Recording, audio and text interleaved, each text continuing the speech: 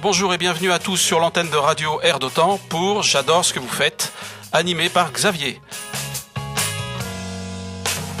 Dans cette émission, nous allons partir ensemble explorer les scènes musicales du Tarn et d'ailleurs et découvrir les talents cachés de notre belle région.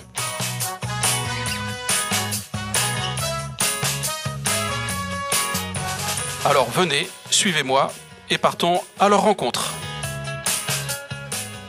Eh bien bonjour, c'est Xavier sur Radio Air d'Otan. Je suis très content de vous retrouver en ce vendredi 2 novembre pour une nouvelle édition de J'adore ce que vous faites. Tout d'abord un petit rappel, vous vous souvenez le groupe Damantra, nous avons reçu la dernière fois, sachez que l'album est sorti, ils ont sorti un album qui s'appelle Loading. Je vous invite à aller sur leur page Facebook pour avoir toutes les informations concernant cette nouvelle sortie et si vous voulez les voir sur scène, vous pourrez les voir le 15 novembre à la Cave à Rock à Toulouse. Et il est temps de se tourner maintenant vers nos nouveaux invités, les invités du jour. C'est parti. Alors bon, comme d'habitude, je vous explique un petit peu comment s'est passé notre rencontre. Vous voyez l'hôtel Dieu à Toulouse, à côté, il y a le port Vigry, et souvent la ville de Toulouse organise des actions musicales, des rencontres. Il y avait une scène avec des food trucks. À mon habitude, j'ai flâné un petit peu, j'ai été voir, et j'étais attiré par un groupe de pop qui se trouvait sur scène, en voyant un petit peu des sons comme ça, des mélodies douces et à la fois rythmées, un mélange de Police, de Pink Floyd, de saupoudré d'une pincée de Fleetwood Mac pour le cool, ou pour les plus anciens qui connaissent Fleetwood Mac, voilà. Et donc je me suis retrouvé face à ce groupe. Le nom du groupe était écrit sur des ampoules sur la scène. Il y avait marqué Basile, voilà, sans le E, Basile. C'est le groupe Basile que nous recevons aujourd'hui. Bonjour Basile. Salut. Bonjour. Vous allez bien ? Ouais, bon, pas mal. Nickel. Bon, vous êtes venus à 3. Alors tout de suite, déjà une précision, le groupe est composé de combien de personnes ? On est 6. 6. Ouais, donc on est la moitié ici. Il y a un clavier, un batteur, une chanteuse, 2 guitaristes et un bassiste. D'accord, donc je vais vous laisser vous présenter rapidement. Donc à ma droite. Moi je suis Michael, le bassiste. D'accord. Moi je suis Vivien, je suis le guitariste soliste on va dire. Ok. Et moi je suis Marc, je suis le clavier. D'accord, le clavier. Donc c'est celui qu'on entend en arrière-fond, qui fait des petits bruits et comme ça. C'est ça. Ouais. C'est la petite couleur de plus. La petite couleur de plus. Alors déjà, je vais commencer. Les gars, je vous signale que j'ai un dossier sur vous. Ça commence bien. J'ai été sur bienvu.bobby.com. Ouais. Qu'est-ce que j'ai appris ? Non mais vous êtes malade. Adolescent, vous aviez créé un groupe qui s'appelait Fucking Claude Françoise. Ça, je te laisse te tourner vers. C'est quoi ce nom ? C'est quoi ce nom ? D'abord, c'est pas Claude Françoise, c'est Claude François. Non, c'était Claude Françoise. C'était à cause du nom d'une amie, on va dire. Ah. Qui s'appelait Françoise. Et t'es amoureux ? On était très amoureux. et voilà, on a créé un petit groupe de punk parce que on avait dû lire quelque part que les punks avaient pas vraiment besoin de savoir jouer de la musique. Donc du coup, on a créé un groupe un peu à la déconne, quoi. D'accord. Mais c'était il y a fort longtemps, dans un pays fort lointain. D'accord, donc ça justifie en plus les petites imperfections de début. Quand on joue, on n'est pas toujours à la pointe de la technique. Exactement. Ouais, d'accord. Mais il n'y a plus aucune preuve de l'existence de ce truc. Bon, enfin, c'est quand même marqué sur un site internet. Hein. Moi, je veux pas dire, mais bon. Voilà, je reciterai pas la source, mais. Ok, donc concernant l'origine du groupe, donc j'ai cru comprendre que les premières scènes du groupe Basile, formé comme il est aujourd'hui, ont eu lieu en 2015. Alors, formé comme il est, plus ou moins, parce que Marc nous a rejoint il y a un peu plus d'1 an maintenant, donc ça fait vraiment qu'1 an qu'on est tous les 6. Mais effectivement, auparavant, à 5, on a commencé, c'est ça, 2015, je pense, sur les premières scènes, à Toulouse. C'est des scènes de Toulouse, hein ? Ouais, exclusivement pendant 1 ou 2 ans, ouais. D'accord. Donc vous tourniez principalement sur les cafés-concerts, les MJC, comment c'était ? Ouais, les bars, les festivals, les fêtes de la musique, et puis les diverses occasions qu'on pouvait trouver pour. C'est un peu compliqué, de plus en plus compliqué d'arriver à se produire, surtout qu'on fait des compos et donc faut trouver des gens qui sont intéressés pour nous accueillir. Mm-hmm. Mais voilà, on prenait un peu ce qu'il y avait d'intéressant. Ouais, c'est surtout ça qui est compliqué. Vous n'avez pas, je suppose, vous n'avez pas d'agent, c'est vous qui cherchez les dates. C'est ça. D'accord, donc c'est toujours... Et sur ces premières dates de 2015, il y a des petites anecdotes, des galères dans lesquelles vous êtes tombés, certainement. Tous les groupes rencontrent ça. Un truc à nous raconter là-dessus ? Alors, 2015 peut-être pas. Ouais, mais ou plus récemment. Plus récemment, on est allé dans le Tarn, on est allé faire un concert qui s'annonçait plutôt chouette, un peu champêtre. Et où il devait y avoir du monde. Il y avait personne. il y avait nous, nos potes et ceux qui tenaient le bar resto, quoi. Ah ouais. Donc c'était rigolo, on a joué entre nous, on s'est fait une super répète. Ouais. Mais voilà, c'était un peu funky, quoi, comme ambiance. C'est comme ça, c'est souvent comme ça au début. Hein. Et pourtant, dans le Tarn, ils aiment bien les groupes de musique, ça sort, il y a des bars, il y a des endroits où ça joue, mais bon, c'est vrai que il faut commencer un petit peu à mobiliser les troupes, hein, sinon on risque de jouer devant 2-3 personnes. C'est le cas de beaucoup de groupes. Qui compose les textes et les musiques? Comment vous répartissez les tâches? Alors, c'est Nico, notre guitariste, qui chante aussi à l'occasion, qui compose la plupart des titres. Il arrive avec une trame musicale et les paroles. Et nous, on vient se greffer en fait par-dessus. Ça nous arrive aussi assez régulièrement de réorchestrer ou réorganiser un peu les structures ou les mélodies quand on voit que ça correspond pas forcément aussi ce qu'on est. Et voilà, ça se construit comme ça. Donc c'est plutôt collaboratif quand même. Oui, parce que j'ai quand même l'impression que dans le groupe, il y a quand même des influences différentes. Vous êtes tous, on dit de la pop, mais bon, d'ailleurs, à ce sujet, peut-être un des deux autres acolytes pourrait me répondre. Qu'est-ce que c'est que la pop pour vous? Quand on dit pop, aujourd'hui, c'est quoi en 2018 la pop à Toulouse? Oh, c'est compliqué comme question. Je pense que la pop, c'est ce qui est le plus accessible, on va dire, à toutes les oreilles. Sans avoir vraiment de spécificité, d'expérience, d'écoute de musique un peu particulière, quoi, exotique. Donc c'est la facilité aussi de l'écoute et la compréhension des morceaux, quoi. Donc c'est des choses on essaye de faire des morceaux, je pense, assez efficaces, assez punchy et sans trop de fioritures, même si des fois on a un peu du mal et on aime bien se faire plaisir. Et puis c'est pour ça aussi qu'on fait ces morceaux, quoi. Mais voilà. Non, mais t'as raison, parce qu'en fait, la pop, c'est ça, c'est un croisement de différentes cultures musicales. On peut trouver du rock, on peut trouver des choses un petit peu plus blues, peut-être, des ballades. Enfin, c'est un petit peu, c'est souvent lié à la mélodie, hein, donc c'est quelque chose d'assez agréable à l'oreille, qui concerne un large public. Hein, donc c'est pour ça qu'on aime bien écouter ce genre de musique, généralement en vacances. D'ailleurs, on aime bien, on a l'esprit un peu plus libéré. Hein, voilà. Mais d'ailleurs, on va écouter un morceau qui s'appelle Greenland. Moi, alors franchement, hein, je vous l'ai déjà dit avant l'émission et quand on s'était vu, c'est vraiment un morceau pour moi qui a vocation à passer sur des antennes nationales, parce que moi j'entends de la balade irlandaise, justement. Là on sort international, international, pourquoi pas, mais c'est vrai que c'est quelque chose de très agréable à l'oreille. Comment il est né ce titre, Greenland? Il est né il y a fort longtemps aussi. C'est un morceau qu'on a beaucoup travaillé sous différentes formes, en fait. Là, comme on parlait de pop, justement, d'écoute accessible, c'est un morceau qui va tourner sur 4 accords. Enfin, c'est un titre pop-rock assez classique au final. Et en fait, on l'a travaillé sous plein de formes, un peu à la Beatles, un peu plus rock. On a fait des tests un peu reggae. Et au final, on est tombé sur cette version-là, en essayant de réarranger un peu la façon dont on chantait, dont on jouait. Je crois que ça fait... il a fallu presque un an, je crois. Même plus, ouais. Même plus. Ça, ouais. Et du coup, on l'a épuré de batterie et de basse. Donc on est vraiment resté sur quelque chose de super minimaliste, volontairement, parce que c'était ce qui ressortait comme étant le plus original. Mais effectivement, on a mis, je pense, facile 2 ans, voire 3 ans, pour arriver à en tirer quelque chose. Écoutez, ça s'entend. Moi, je pense qu'on va laisser les auditeurs faire leur propre jugement. Mais c'est là, quand je parlais de Fleetwood Mac, effectivement, moi, j'entends ça et je trouve ça très bien. On se retrouve tout de suite après, on l'écoute et on en parle ensemble.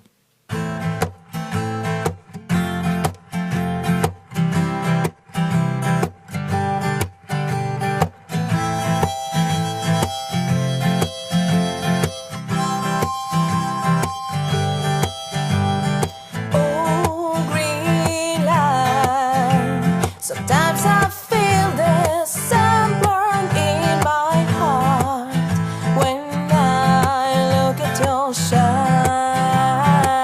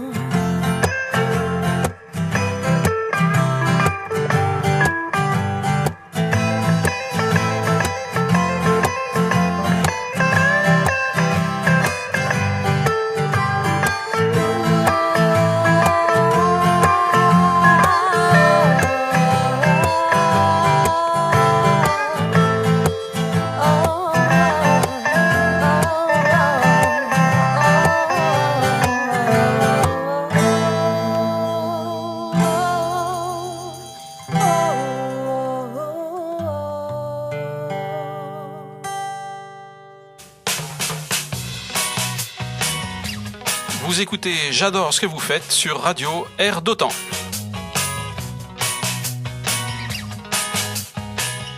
Voilà, nous sommes toujours en compagnie donc de Basile. Vous avez vu, ce titre, il est vraiment sympathique. Moi, vraiment, j'aime bien et je pense qu'on aura l'occasion de le repasser sur l'antenne. Si vous voulez le réécouter, n'hésitez pas à aller encore une fois sur la page Facebook du groupe Basile. Alors, j'ai une question comme ça pour détendre un peu l'atmosphère. Imaginons que vous soyez contacté par un gros faiseur de tubes, quelqu'un qui fait de la grosse scène et qui vous demande de faire sa première partie. Alors, je vais poser la question aux trois. Vous allez me donner une réponse différente, de préférence. Un artiste français, vous aimeriez faire la première partie, ce serait qui ? Ah oui, là, je vous sèche un peu. J'aurais peut-être dû vous la poser avant l'émission pour que vous puissiez réfléchir. Ouais. Français. Oui, français. Bah, si t'as francophone, pas français, ça marche. Francophone, ça marche aussi, oui, bien sûr. Le premier qui a une idée. Il y a un groupe belge, moi, que j'adore, qui s'appelle Brains. BRNS, qui est génial. Alors, c'est pas du tout dans notre style, mais... Ils font quoi comme... C'est du progressive rock très très rythmé, beaucoup de batterie et de basse.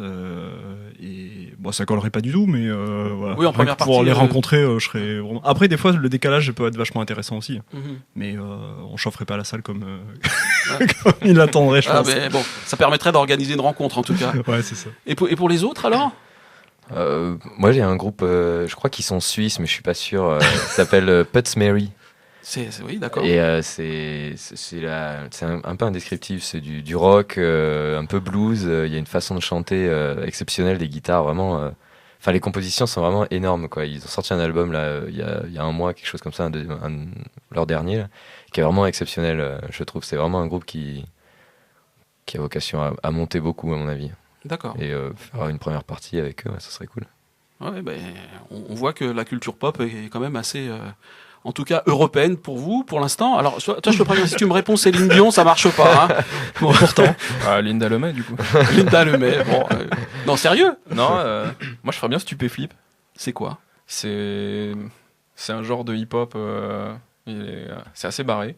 Oui. Et ils sont assez connus. Et ils ont vraiment un univers super particulier. Et c'est à découvrir, quoi, si vous connaissez pas. Ouais, d'accord.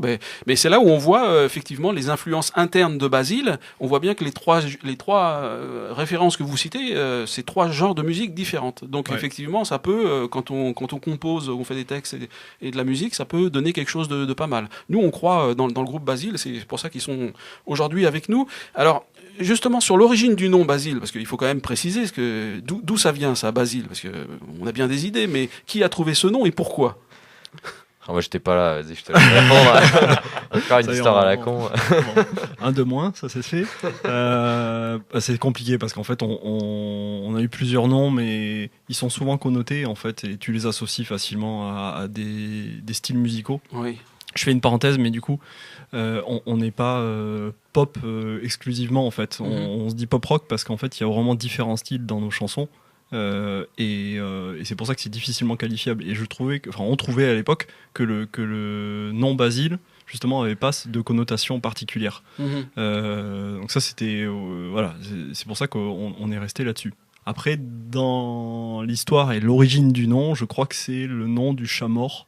Du quoi de Nicolas, donc qui écrit les chansons. Mais qui a été vivant à un moment. Mais qui fut vivant. Alors on sait pas trop, hein. On sait pas, on n'a jamais su. Voilà. D'accord, donc c'est un nom effectivement entre guillemets au départ qui n'amenait pas d'image ou d'idées préconçues et que vous avez pu habiller de votre univers. Ouais, il y a que vous qui sachiez d'où ça vient. Hein, et tout le Tarn maintenant. Vous êtes tous au courant. Donc Basile, c'est un chat mort. C'est ça. Bon, au niveau des influences, on a noté quand même des petites racines, Beatles, Pink Floyd, etc. Est-ce que il y a d'autres influences qui peuvent marquer votre identité? Ouais, il y a pas mal de Radiohead, de Blur, la Britpop. Britpop. D'accord. Je pense que Radiohead, on est tous dans le groupe assez fans. Qui n'est pas fan en même temps. Mais en plus c'est un groupe qui joue depuis un moment déjà. Ouais, et puis qui se remet en question à chaque album et du coup c'est différent à chaque fois et ils vont vers des paysages sonores vraiment variés et c'est vraiment un groupe très très inspirant. D'accord. Et justement à ce sujet, donc moi j'ai écouté un petit peu vos compositions, j'ai remarqué qu'il y a beaucoup de musique, enfin de textes en anglais. Est-ce que vous réfléchissez à faire de temps en temps des textes en français ? Est-ce que c'est possible ça pour l'avenir ? C'est pas, il y a rien d'interdit en fait. Là, principalement c'est Nico donc qui écrit les chansons et lui il écrit en anglais par goût je pense. Et puis il sait pas très bien parler français non plus.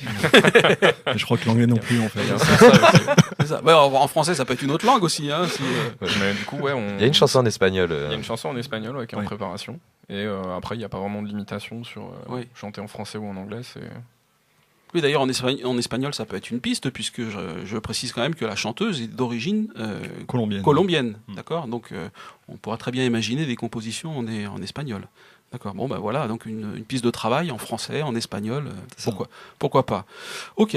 Bon, écoutez, on va. Il nous reste encore 10 minutes, largement, donc on a du temps. On va écouter un deuxième titre, là aussi encore une fois en anglais, ça s'appelle West Coast Sky, c'est ça ? Donc ce titre, il raconte quoi en fait, l'histoire de ce titre ? L'histoire c'est quoi ? Alors, c'est plutôt un titre d'ambiance, je dirais, sur une espèce de voyage en décapotable au bord de la plage. C'est assez... C'est ça, il faut s'imaginer sur les côtes américaines à l'ouest... au coucher de soleil, profiter du soleil et du paysage. Bon, ça marche aussi avec des filles nues à côté, c'est possible. Ouais, alors en été, alors. Oui, après tant pis, si elles ont froid. Bon, et ça marche aussi pour Narbonne plage. Alors ouais, mais c'est à l'est, donc non, ça compte pas. Ça marche pas. Bon, on va quand même l'écouter, puis on se fera notre avis. Ok.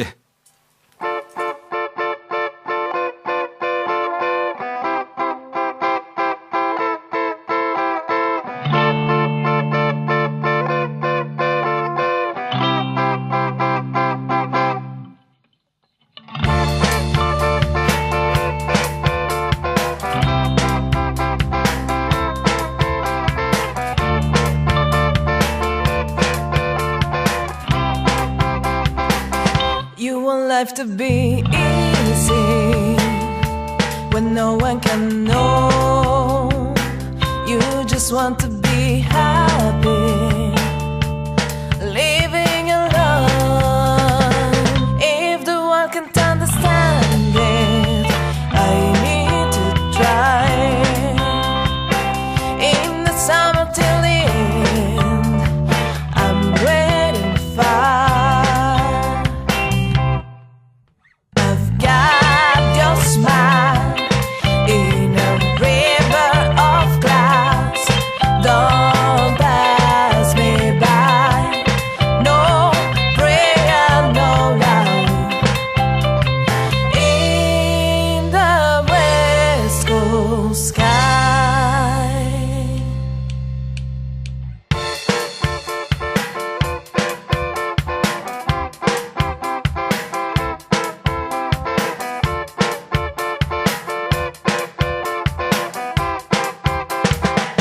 I still open the door and I sleep on the floor. I'm always looking for your perfume door. Don't leave me alone on the corner. Don't leave me alone. Take the sun.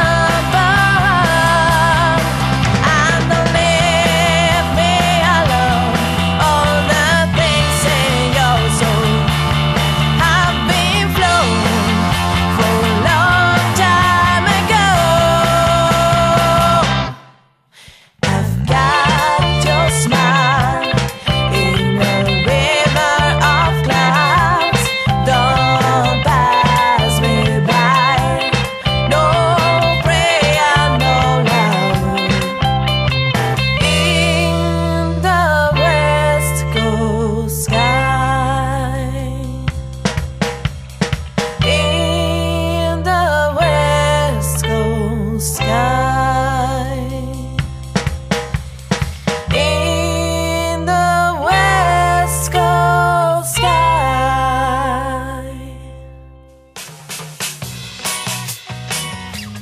Vous écoutez J'adore ce que vous faites sur Radio Air d'Otan.